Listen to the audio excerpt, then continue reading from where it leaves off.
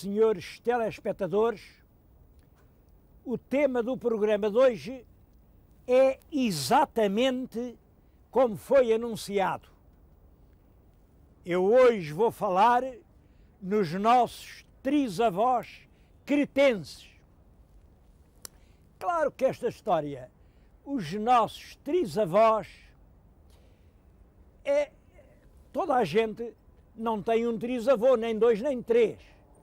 Toda a gente tem, pelo menos no caso de ser assim bem nascido, o nascimento correto, 16 trisavós. 8 homens, 8 mulheres. O que acontece é que quando alguma família, isso acontece muito em Portugal, quando uma família teve um antepassado, um avoengo antigo, que era um senhor importante, que até tirou o retrato, tem lá uma velha tela com umas dragonas ou com um chapéu de amigo, que dizem, olha, aquele é que era o meu trisavô, o meu, como se a pessoa só tivesse um trisavô. Não tem um, tem 16. E quando só tem um que era fidalgo, quer dizer que tem 15 que eram plebeus. Que eu nunca percebi lá muito bem esta distinção entre fidalgos e plebeus. Para mim, a diferença foi sempre outra. Eu vou-lhes dizer qual é. Há dois grupos de pessoas. Uns que se orgulham de descender dos outros e outros de quem os outros se orgulham de descender. Não lhes vou dizer a que grupo pertence, naturalmente, porque vocês já estão adivinhando. Mas peço-lhes que reparem no cenário em que lhes estou a falar. Falei em trisavós cretenses, mas é claro, eu não estou em Creta, estou em Atenas. Vê na nossa frente o mais célebre templo da humanidade, a colina da Acrópole, com aquele grande templo, a Palas Ateneia. E é exatamente por isso que eu posso falar em trisavós. Porque sabem, toda a gente sabe, os portugueses têm uma cultura que é filha da cultura romana. E a cultura romana era filha desta grande cultura grega. Portanto, os portugueses, em termos culturais, podem considerar-se netos dos gregos.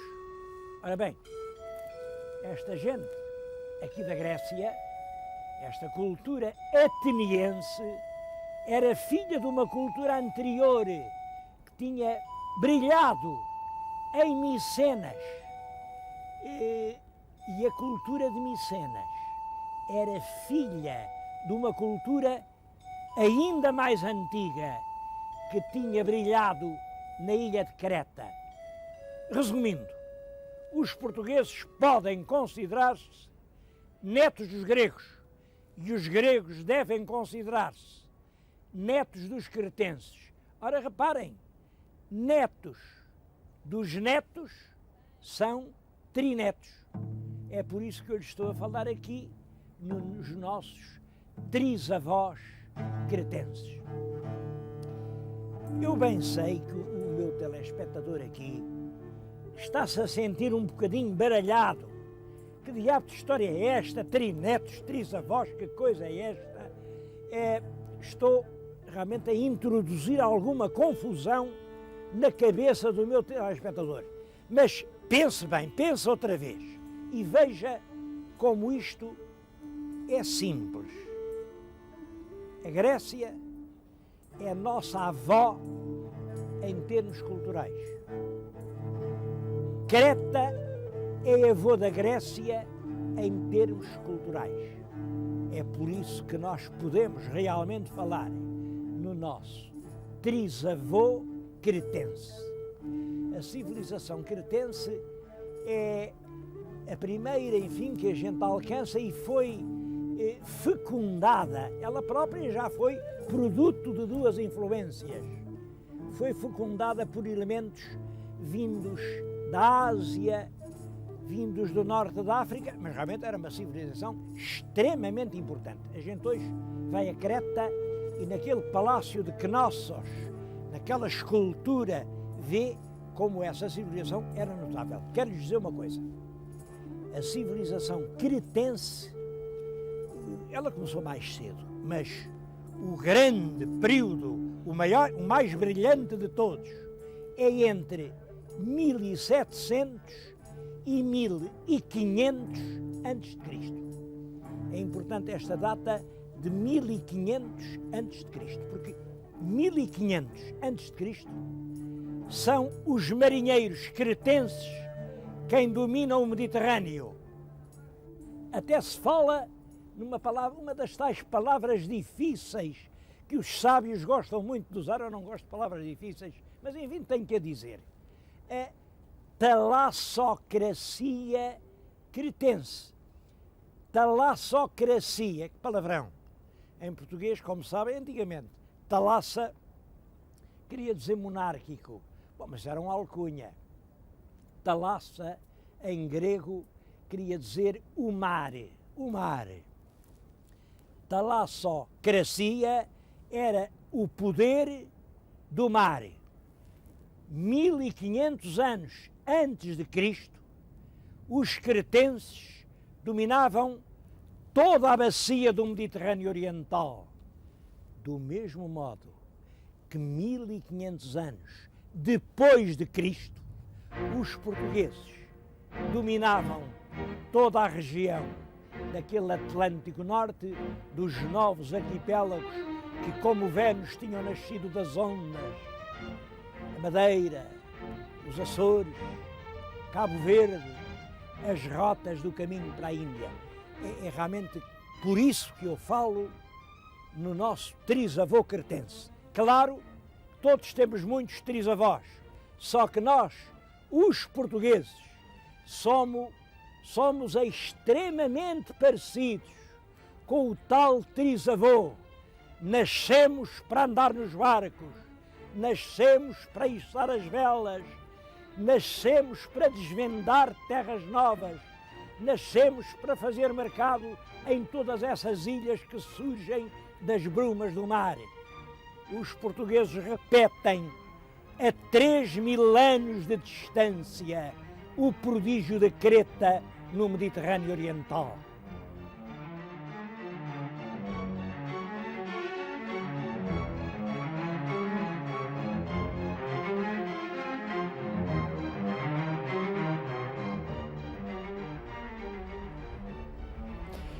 Essa brilhante civilização cretense termina dramaticamente e quase subitamente no ano de 1500.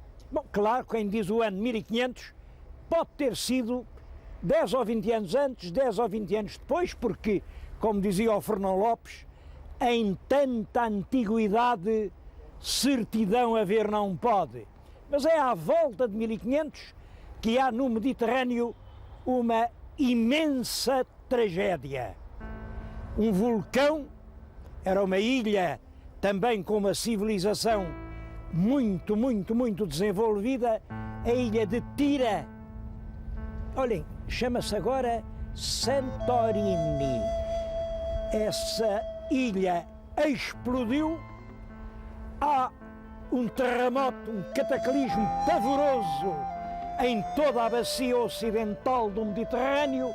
Em Creta, os navios foram brutalmente atirados contra os rochedos da costa, não ficou um navio. E vocês bem veem, uma ilha sem navios é como um corpo que não respira, morreu asfixiada. Cerca de 1500 acaba a civilização de Creta em virtude dessa espantosa catástrofe. Só que Creta acabou, mas já então tinha lançado as suas raízes até longe. tinha posto os seus ovos em muitos lugares e é uma dessas raízes que vai agora florescer de novo e dar a também brilhante cultura micénica que é a mãe da Grécia. A cultura micénica vem em Micenas, não é verdade? Dura entre 1500, mais ou menos, à altura da catástrofe, até cerca de 1000 a.C. Olhem, o que agora estão a ver é a máscara de ouro de um rei. Uma máscara... Bem, é claro, isto é um pouco lendário, mas é isso que os historiadores clássicos dizem. A máscara do rei Agamemnon. O Agamemnon era o rei de Micenas.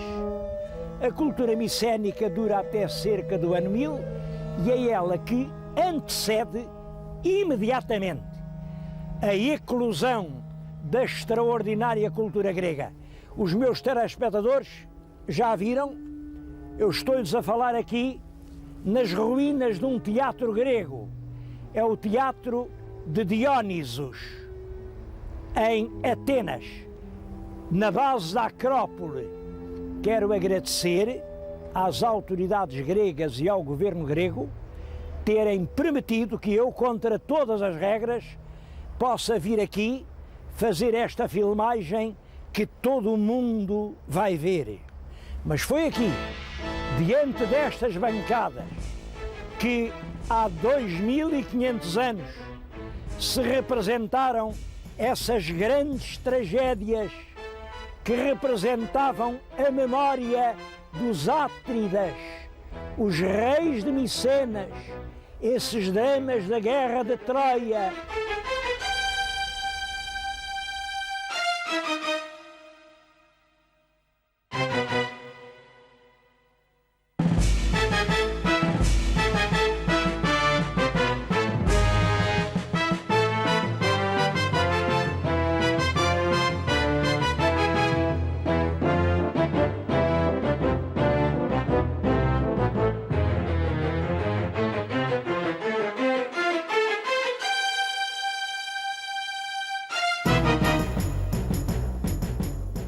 Os museus gregos, e em especial este grande museu de Atenas, estão cheios de obras de arte que nos mostram bem o brilho da cultura micénica.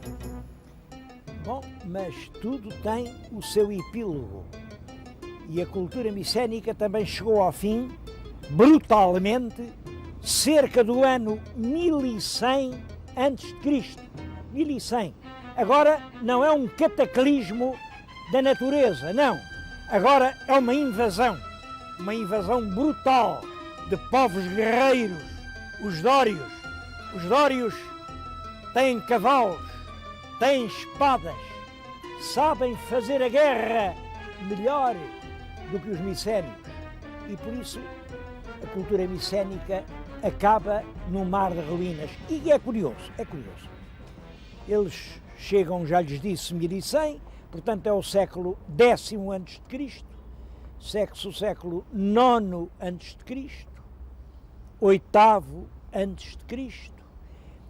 Esses 3 séculos são séculos obscuros, são séculos de que não sabemos quase nada. E é curioso que também depois de Cristo, os séculos VI, VII, VIII, também são séculos de sombra, séculos onde pouco sabemos.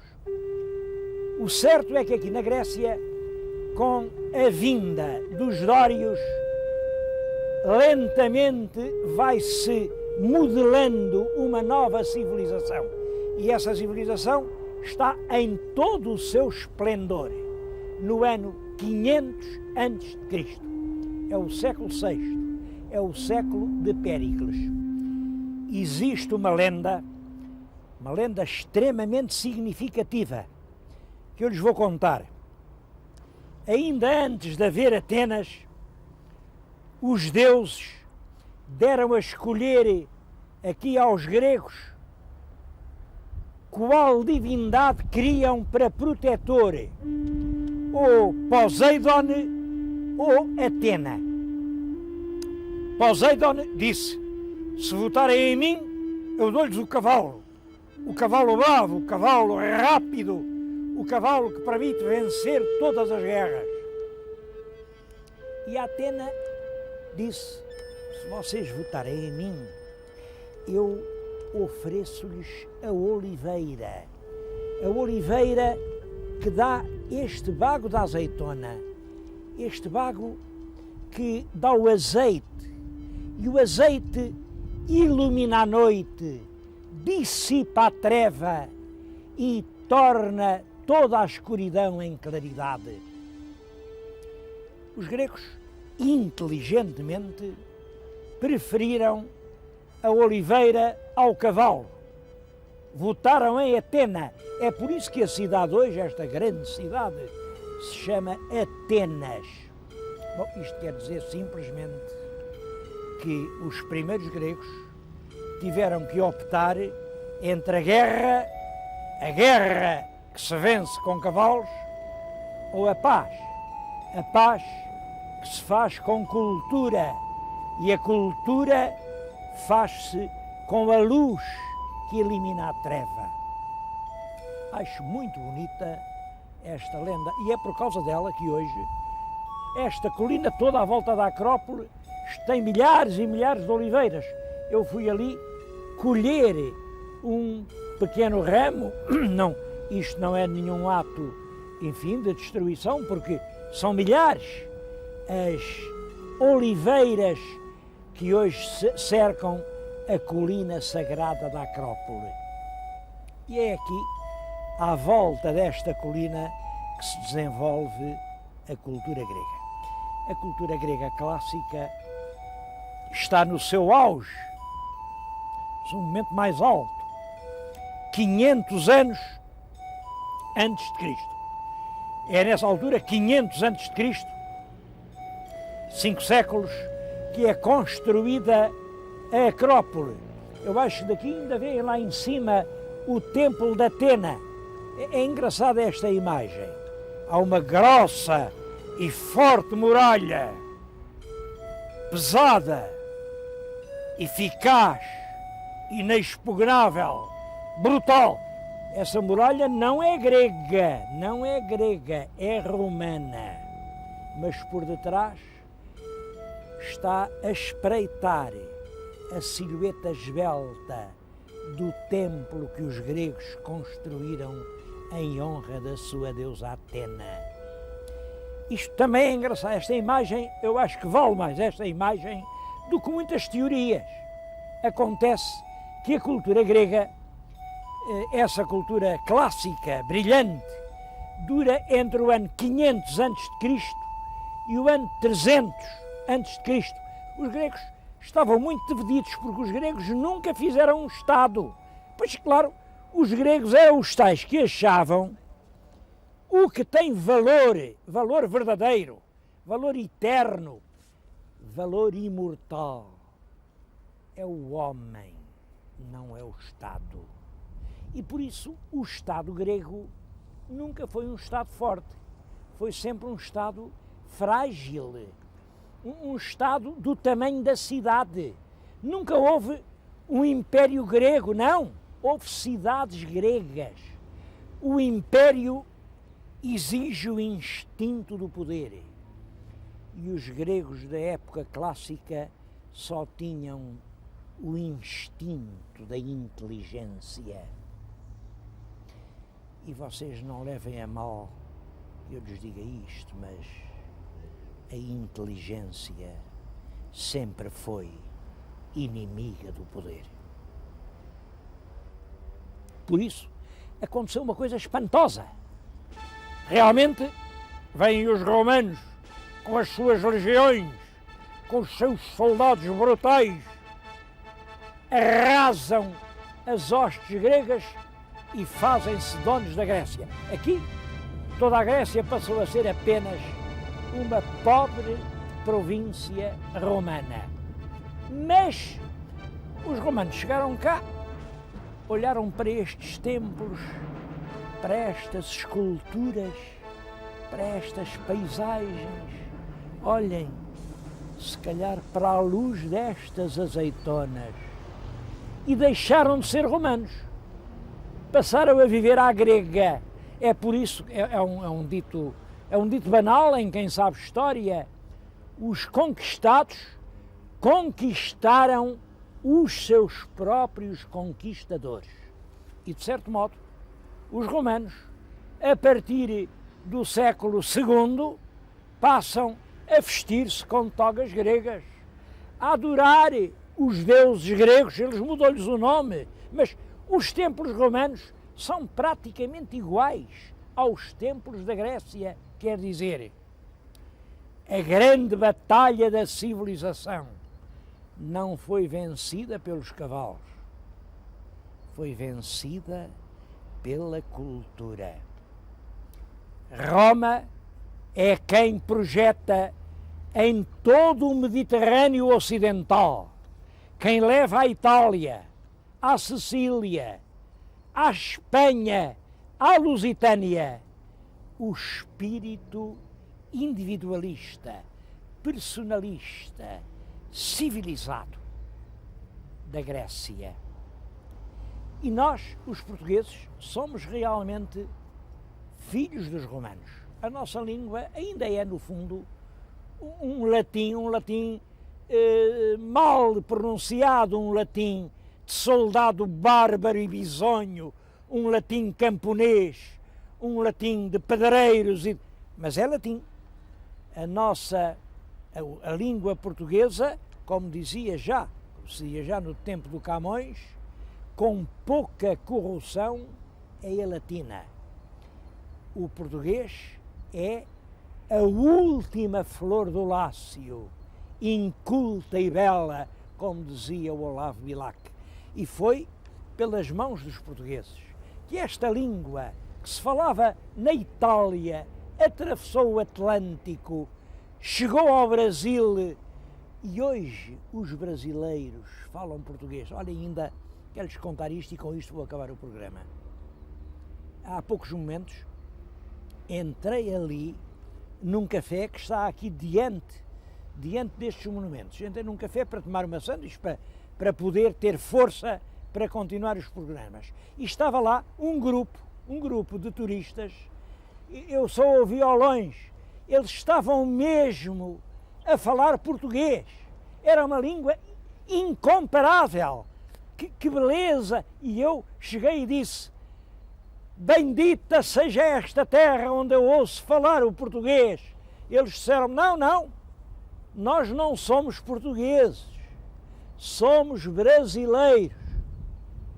Bom, a minha resposta foi esta: isso é tudo a mesma coisa, portugueses, brasileiros. O falar dos brasileiros é uma espécie de português de compota, português com mais açúcar. Português ou brasileiro é a mesma língua, só que o brasileiro ainda é mais doce do que o português. Vocês, meus queridos telespectadores, pensem com que emoção. Eu lhes estou a falar aqui na colina sagrada que foi o sal do mundo, aqui pegando na mão o ramo de oliveira, que é o emblema da paz, a evocar o destino dos portugueses, que fizeram com que esta língua latina, última flor do Lácio, inculta e bela, desse a volta ao mundo, abraçasse o mundo inteiro e explicasse aos homens que eles são todos irmãos.